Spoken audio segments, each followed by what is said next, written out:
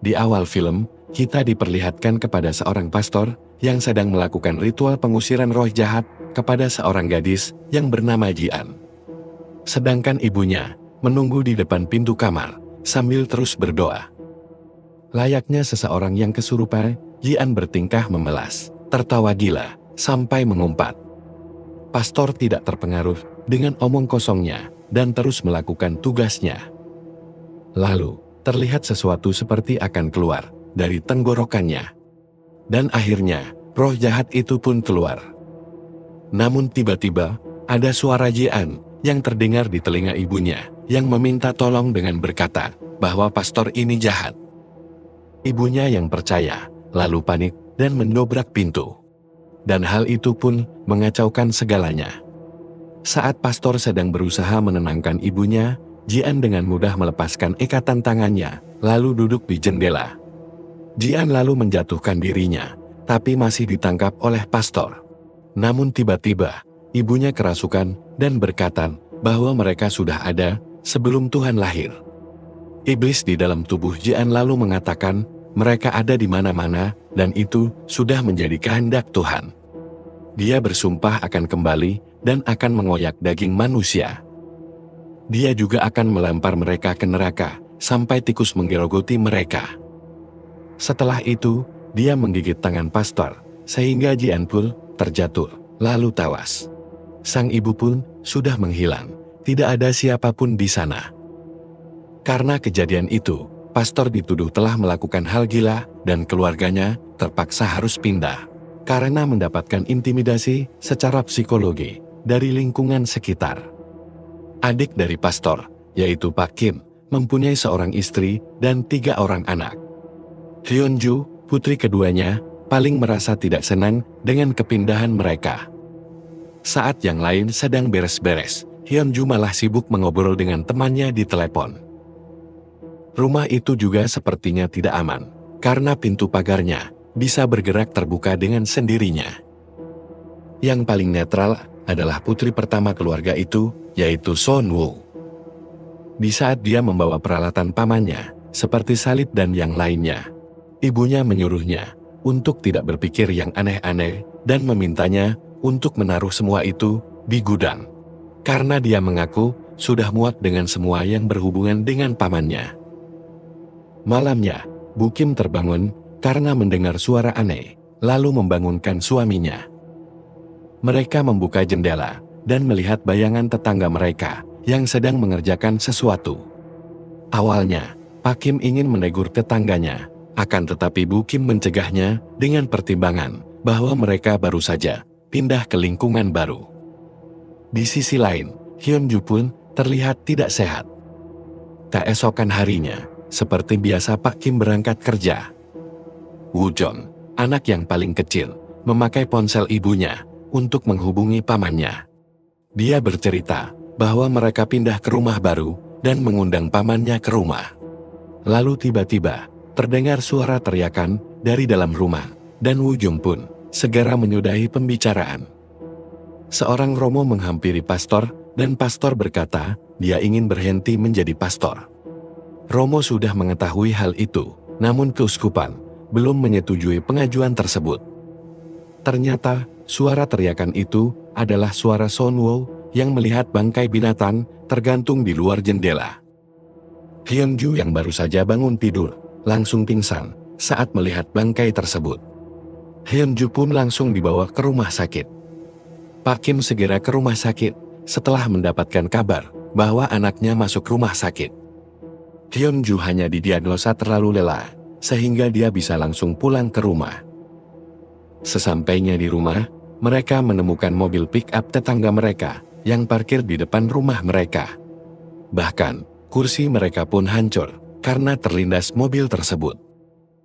Pak Kim sudah tidak bisa toleransi dan berencana akan menegur tetangganya. Rumah tetangganya memang terlihat aneh, di mana ada tulang belulang yang berserakan dan bangkai binatang yang digantung seperti pajangan. Tidak hanya itu, di temboknya pun terlihat ada pahatan wajah orang dan juga lambang salib terbalik. Pak Kim mengetuk pintu, namun tidak ada jawaban. Akan tetapi, pintu itu terbuka dengan sendirinya. Pak Kim lalu masuk, dan dia melihat lantainya kotor dan penuh dengan bercak darah. Di dalam rumah, tercium bau yang sangat menyengat, serta bangkai binatang ada di mana-mana. Di langit-langit atas, terpajang banyak sekali salib terbalik yang diikat dengan bangkai hewan. Bahkan di sana, ada patung Bunda Maria yang tak berkepala. Melihat itu semua, Pak Kim pun perlahan-lahan mundur, dan tak sengaja mengenai seseorang. Pria itu hanya memandanginya, tanpa berkata apapun. Akhirnya, Pak Kim memilih untuk pergi dari rumah itu. Malamnya, anak-anak datang dan mengeluh karena mereka sangat terganggu dengan suara-suara aneh. Akhirnya, Pak Kim memilih untuk melaporkannya kepada polisi. Selain melaporkan kebisingan, Pak Kim juga menuduh tetangganya yang telah menggantung bangkai kucing di jendela kamarnya. Dia juga mengatakan tentang semua hal gila yang ada di dalam rumahnya. Petugas pun meminta untuk memeriksa ke dalam rumah. Dan ternyata, semua sudah bersih, yang ada hanya mesil untuk membuat kain.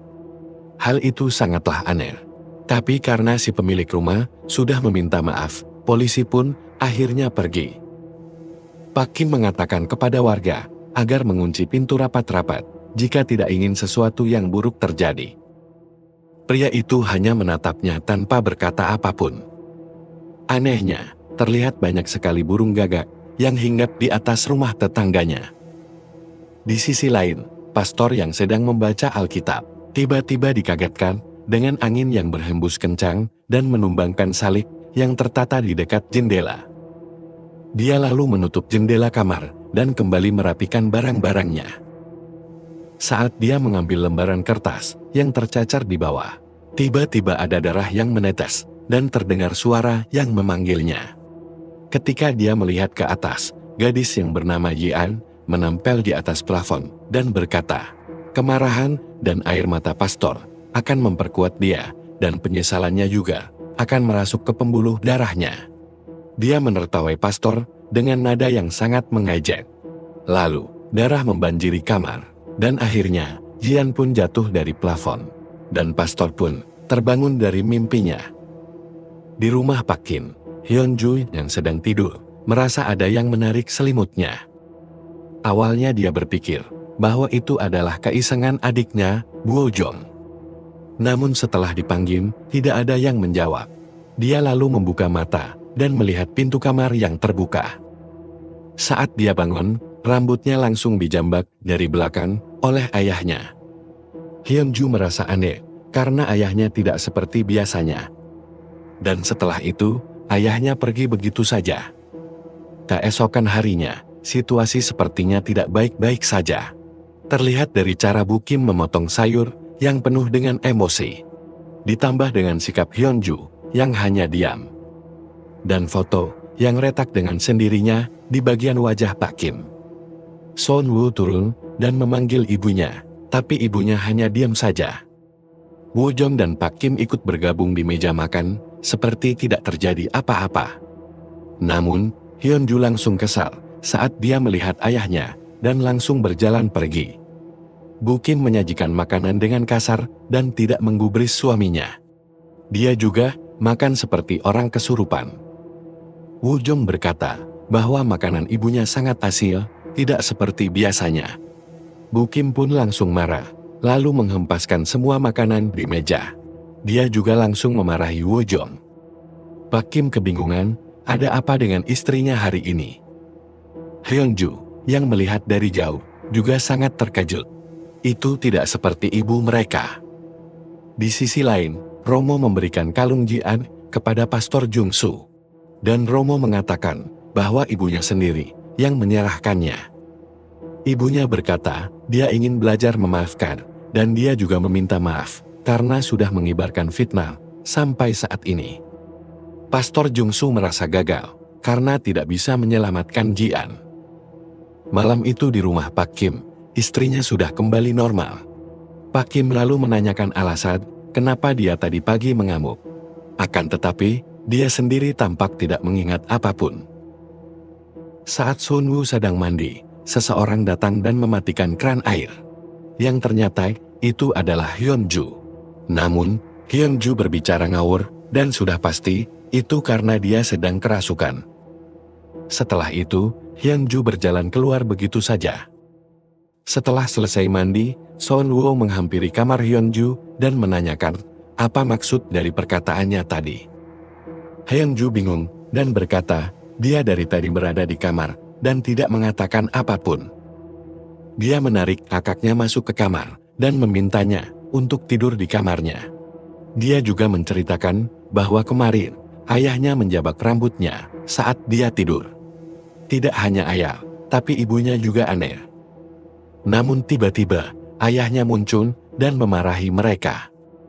Di saat ayahnya ingin melukai Hyunju, Sonwoo mendorong ayahnya dan segera menarik Hyunju untuk keluar dari kamar. Dan tak disangka, tiba-tiba ayahnya muncul di depan mereka dan langsung menjambak Sonwoo, lalu menghempaskannya ke bawah tangga. Hyunju segera kabur dan bersembunyi di dapur.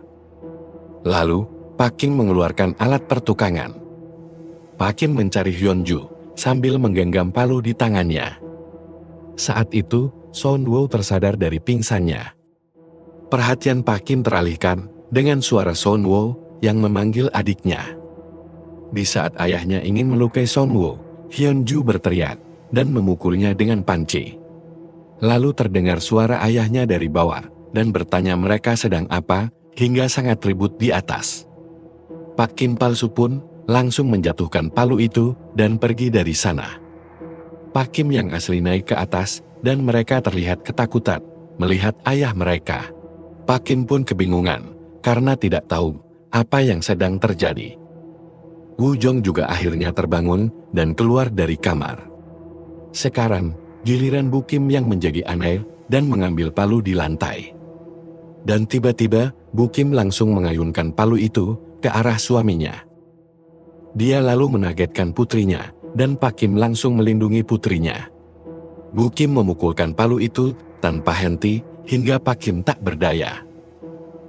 Setelah puas, Pak Kim dihempaskan begitu saja. Bu Kim lalu tersenyum dan berjalan melewati serpihan kaca.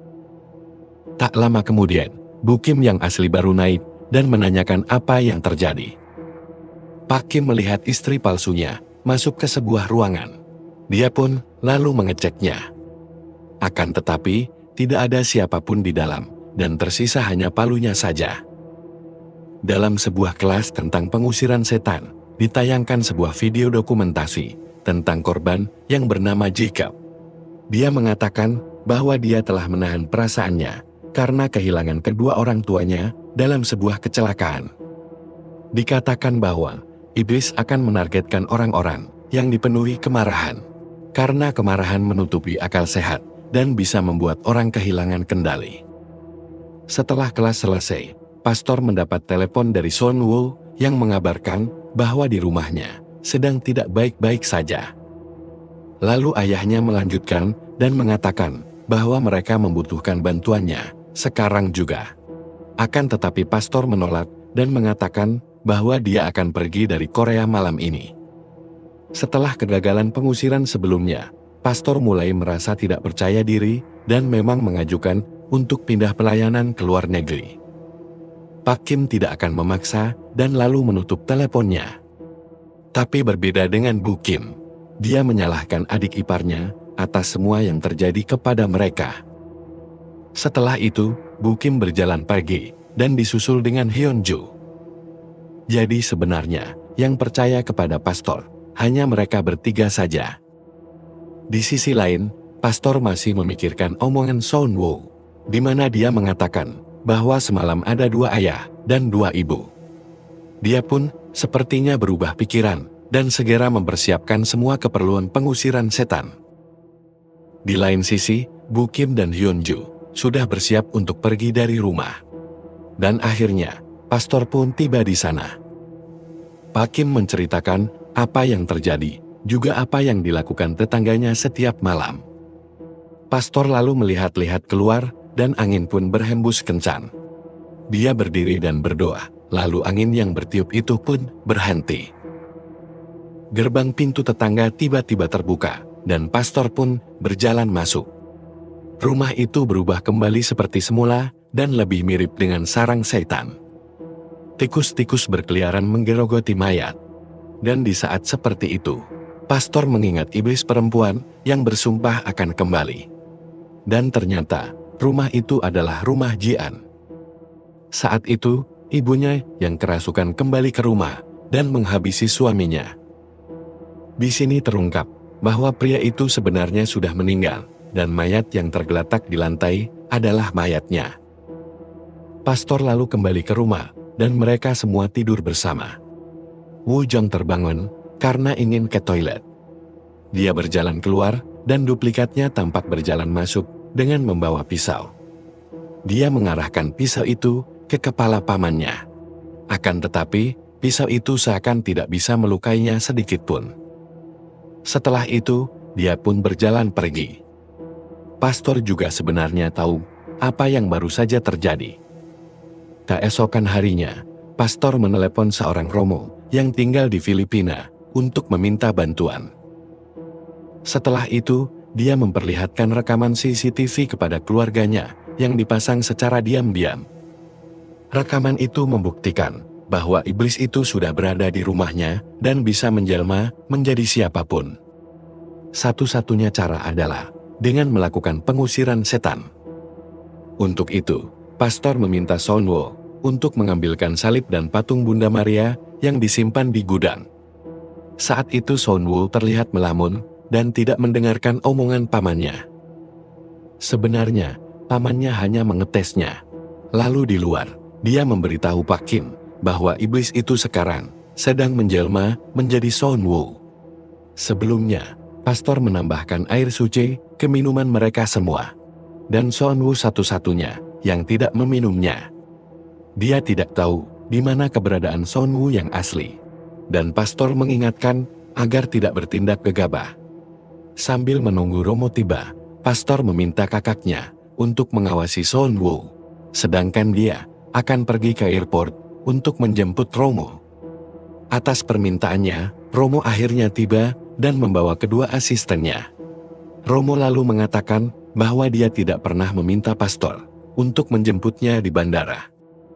Itu sudah pasti adalah akal-akalan dari si iblis, agar pastor menjauh dari keluarganya. Ponsel tiba-tiba tidak menangkap sinyal, dan pastor pun secepat mungkin berkendara pulang. Di rumah, Hyunju turun ke gudang untuk mengambil salib dan patung Bunda Maria.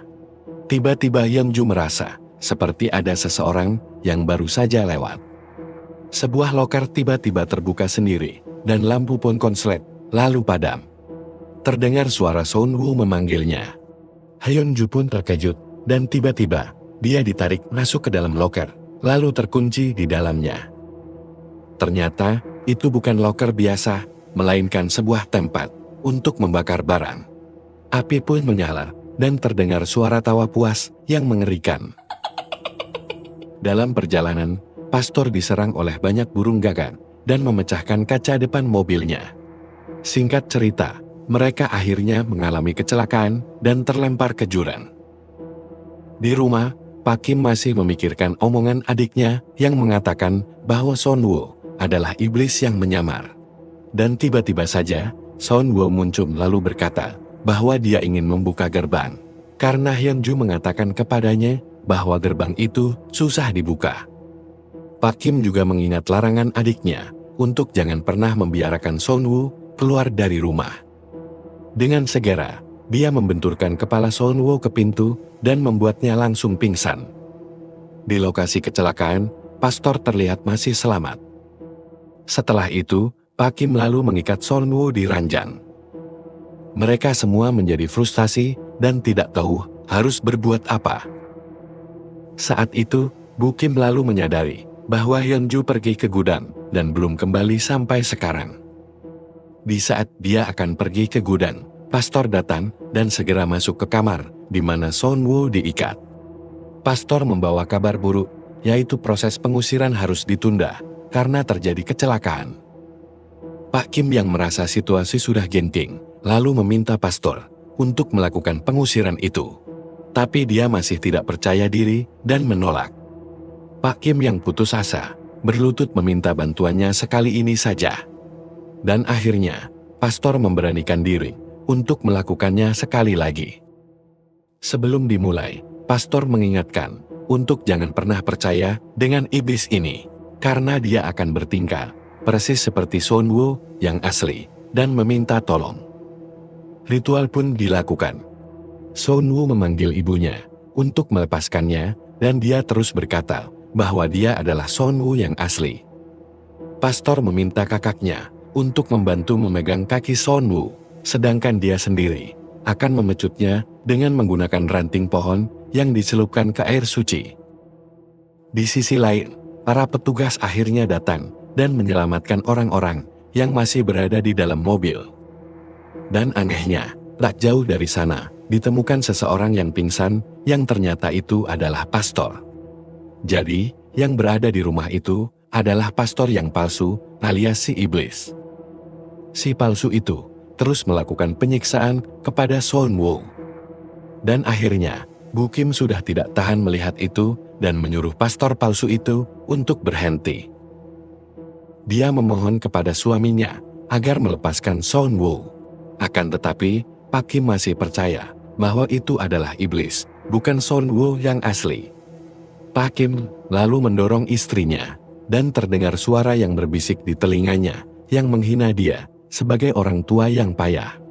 Kemudian, Pak Kim sekarang menuduh si iblis telah merasuki istrinya dan langsung mencekiknya.